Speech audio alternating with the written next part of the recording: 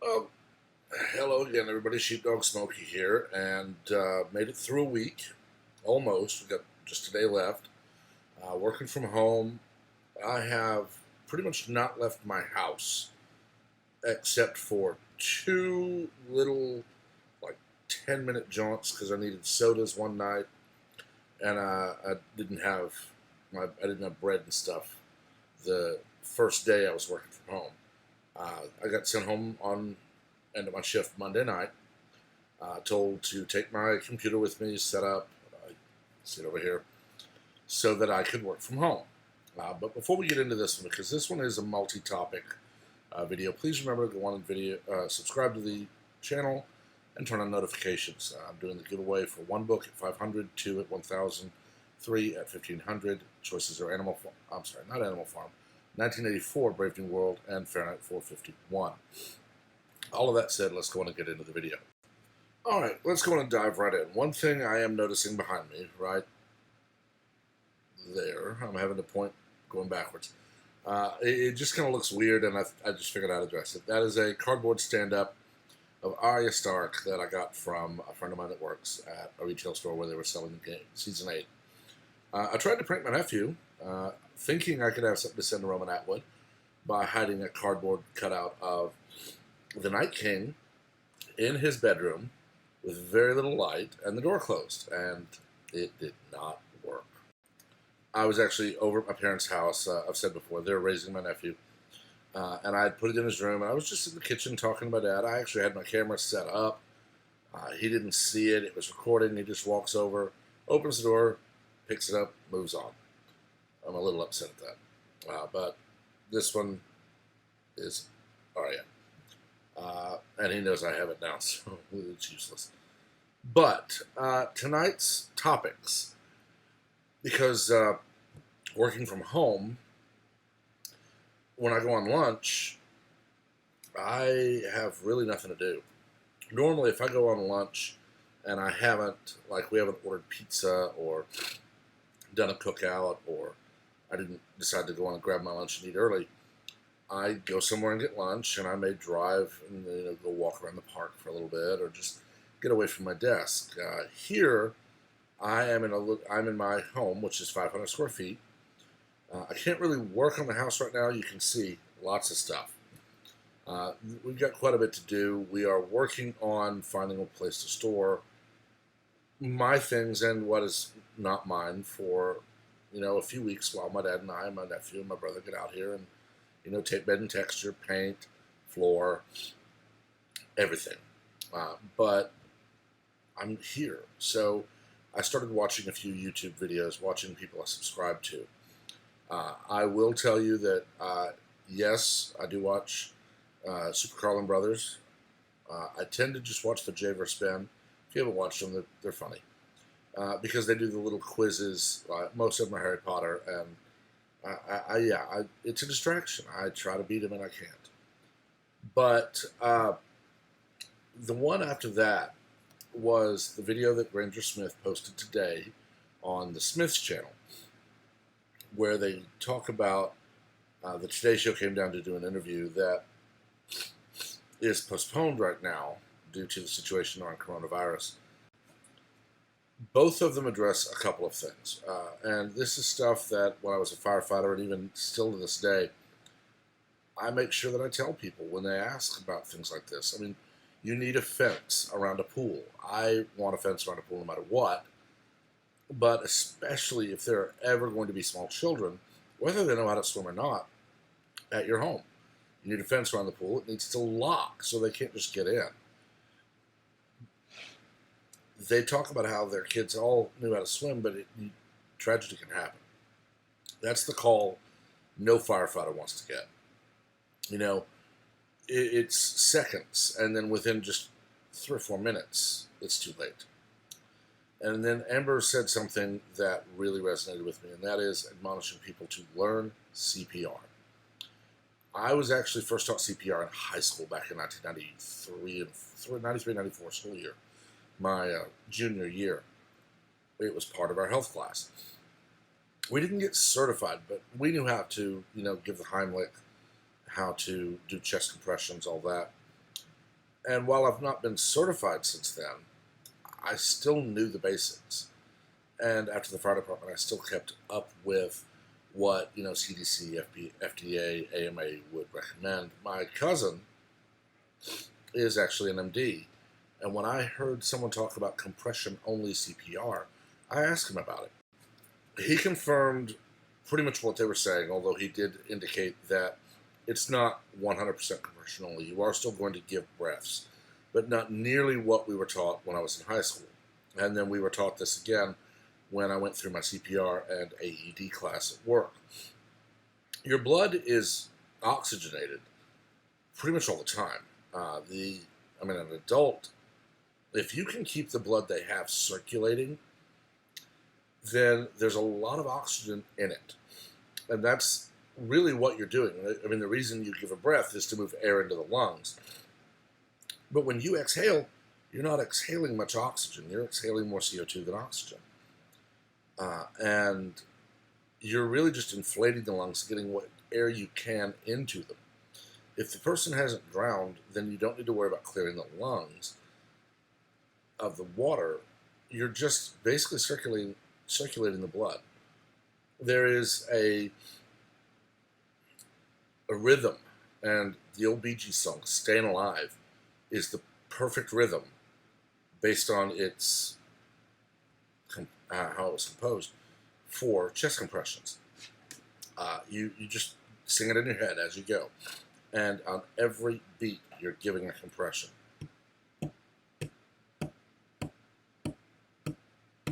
You can hear the beat, and that is your chest compressions. And you're going to give those, I believe it is 15. And when I was taught, it was 5. So you're now going 3 times longer on chest compressions. And then you give a breath. The reasons for this are multi. There's a lot of them. One, yes, you don't need to breathe as much for the victim as we thought. Doctors have confirmed this. Like I said, my cousin has. Talk to your doctor. Ask them about it. But also, especially right now, if you're giving a breath and they cough, that's not good. It's not good right now. Most places will have a first aid kit that will have masks. And all it is a piece of plastic with a tube, which is really not even a tube. It's like the end of a piping bag. But unless you're blowing through it, it closes so that you can blow into the lungs, but things don't come back up, which is really good. I mean, even without the scare we have right now, I don't want somebody coughing into my mouth. I mean, it's just, no, you don't want it. So it's very important to learn that. I mean, it is a responsibility. As a former firefighter, when I was on, I had a duty to stop and render aid if I saw anything that the fire department would stop and render aid for. If you come across a situation like that, and you're going to render aid, what you have to remember also is that people are not thinking like you. Don't yell, someone call 911, because everybody's going to think he's not talking to me. What you do is you reach around and you grab for a foot. And you grab, whoever I'm touching, call 911. Go for another one. Whoever I'm touching now, go find a first aid kit. Give clear orders. Or look up and point at someone. Call 911. Find a first aid kit. Things like that. You have to take charge. It's not easy. And not everyone will be able to do it. But it is something that you should probably think about. I mean, if you think you are able to handle that responsibility, you could save a life. And it is something definitely to consider. Moving on a bit more, I talked about it yesterday, and I saw another one today where, people in Miami are complaining that the coronavirus is ruining their spring break. They're still going to the beach. They're not going to let this ruin their vacation. And that is the most selfish attitude one person can have. I don't care if people are getting sick. I want to go to the bar. I want to go get drunk. I want to go to the beach. They're literally thinking only of themselves. And that's the worst attitude to have, because they're gathering in large numbers. One, Florida may decide, okay, we're going to make you leave, or you'll be here for a while. And I don't want to see that happen. It'll take a lot, honestly, it will take a lot to push Florida to that, but it could happen. But the other side of that coin, when these students go back, they're not going back to school. Colleges are closing down, they're moving to online. So these kids are going to be going home. Now, yes, when I was college age, I didn't go to college right out of high school. I should have, definitely. I know that now, and when I was teaching, sub or not, I would tell students, I'm not going to tell you, go to college, just to go to college. If you want to study something that requires a college degree for that career, you need to do that. If you want to work in an industry that does not require a college degree, then look at what you need to get into it, whether that be a trade school, an apprenticeship, or whatever it may be. But think more than a week in the future. That's all I was thinking back in 1995. But when I was 18, my parents were 45. Basically, just a couple years older than I am now. So these kids are 18 to 22. So their parents, if they're the same age as my parents, difference between me, they're 45 to 50. They're approaching that age range where it is dangerous. What if they're immunocompromised? I can't talk tonight. What if they aren't in good health? Kids go home to a parent who's diabetic, or who has heart condition, or who has pneumonia, or just has the flu. Anything and everything like that. Well, I wanted to go to spring break. Well, great. Now your parents are in the hospital. It's the same as the people who are panic buying. I had to go to the store tonight because I didn't have a couple of things I needed after this week. And I went in, I got my couple of things, I left. I didn't stick around. I know the people at the store, I know them very well because it's very close to my home and I shop there a lot. Normally I would stand around and talk, but I'm not doing that tonight. I was there to shop and get out. And that's it. So I did that. But even still, there's a lot missing from the shelves. There are signs on the shelves now that certain items are limited quantity per person. It used to be nothing if we were coming up to a birthday for us to buy 24, 32, 40 hot dog buns or hamburger buns. Because we're going to have the whole family and a lot of friends out. We typically would do one get-together during the summer. We're not doing it this summer, but 40, 50, 60 people. So we would go in and buy a lot of stuff. You're not doing those gatherings right now. You don't need more than a couple of loaves of bread for several days. You don't need 100 rolls of toilet paper. You don't need 8 cases of water. Okay, I've said it multiple times on this channel. I think I bought 1 extra packet of toilet paper and 4 rolls of paper towels instead of 2. Because if I'm home and I'm working from home, then that's 9 hours. It's actually about 10 hours a day that I wouldn't normally be here. So if I'm not using the restroom or washing my hands at my office, I'm doing it here. So yeah, I need that little bit extra. Not much. It amazes me how people don't think. And it's not really, now that I think about it, it's not that they don't think. It's that they only think about themselves. Well, I don't care about anyone but me. I need all this. No, you don't. If you have a family of 5, you don't need 100 rolls of toilet paper for 2 weeks. My God, if you're using 40 rolls of toilet paper in 2 weeks, probably need to be in the hospital or at least under medical care. I understand. Not everyone could just, close the front door, not leave for a week without going and getting some supplies. I have normally a case of water. It will last me several weeks because I have a purifier on my faucet. Or actually at my parents' house, but we have a purifier. So I will refill those bottles and I'll use them over and over and over. I don't drink as much water as I should. I drink soft drinks, I drink iced tea, but I do drink water. But a 24-pack, it'll last me 10, 12, 14 days, easy. A loaf of bread, even eating like this, because if I was going to eat a sandwich for lunch, I would take it. A loaf of bread will last me a week. A dozen eggs lasts me 2 weeks, if not longer. And as I said, we have chickens. We're not buying eggs. Don't think, oh my God, we're going to be locked up forever. The stores are not going to be closed forever.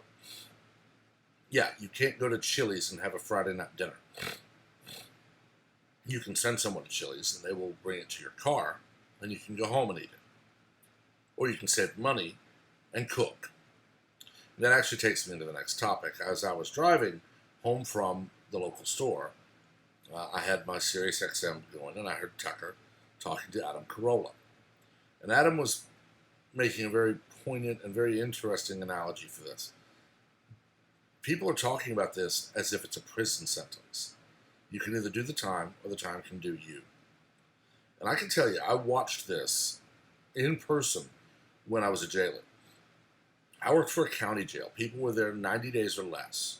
If you were going to do more than 90, you went to a different unit than mine. So I watched, and I could see in the 90 days, the people who were doing the time, they were writing in their journal.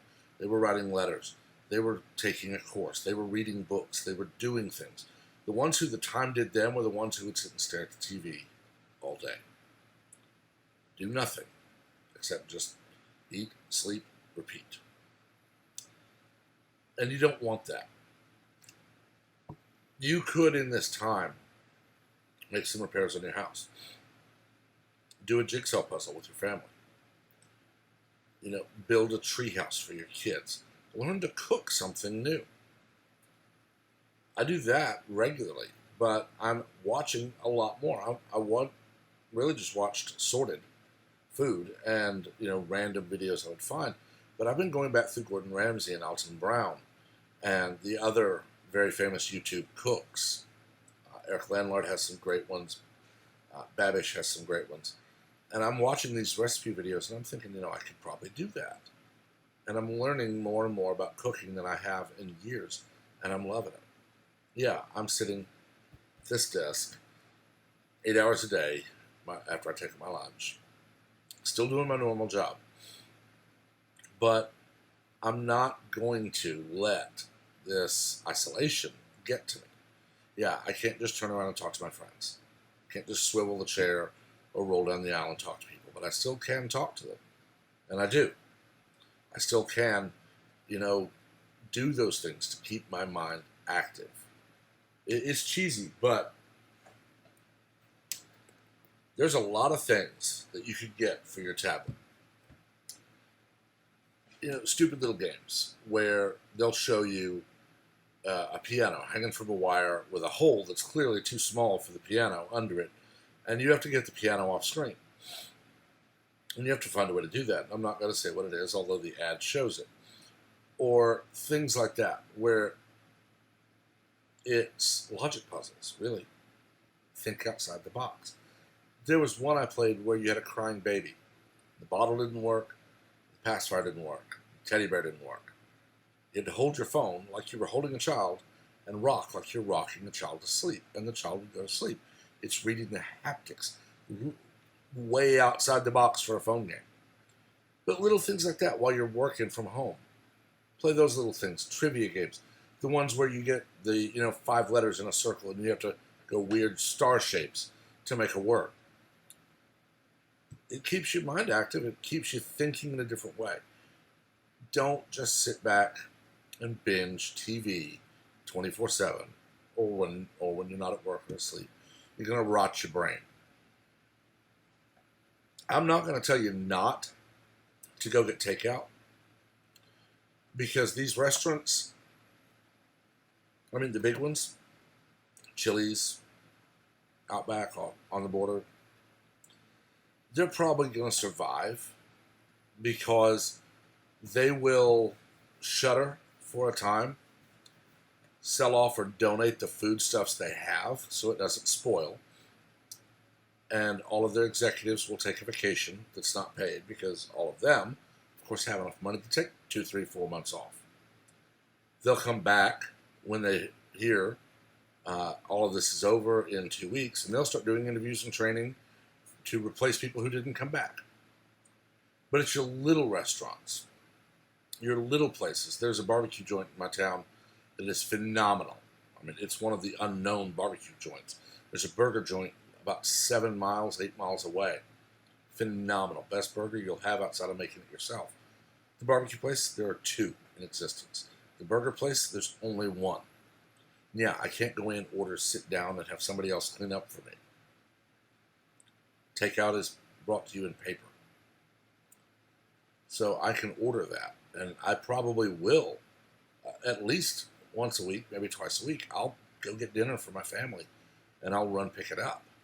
Or I'll do lunch, where I'll call in the order and ask somebody to go pick it up, my little brother perhaps, and say, hey, go down to the barbecue joint, pick up the order, it's already paid for, bring it back, we'll eat in my house.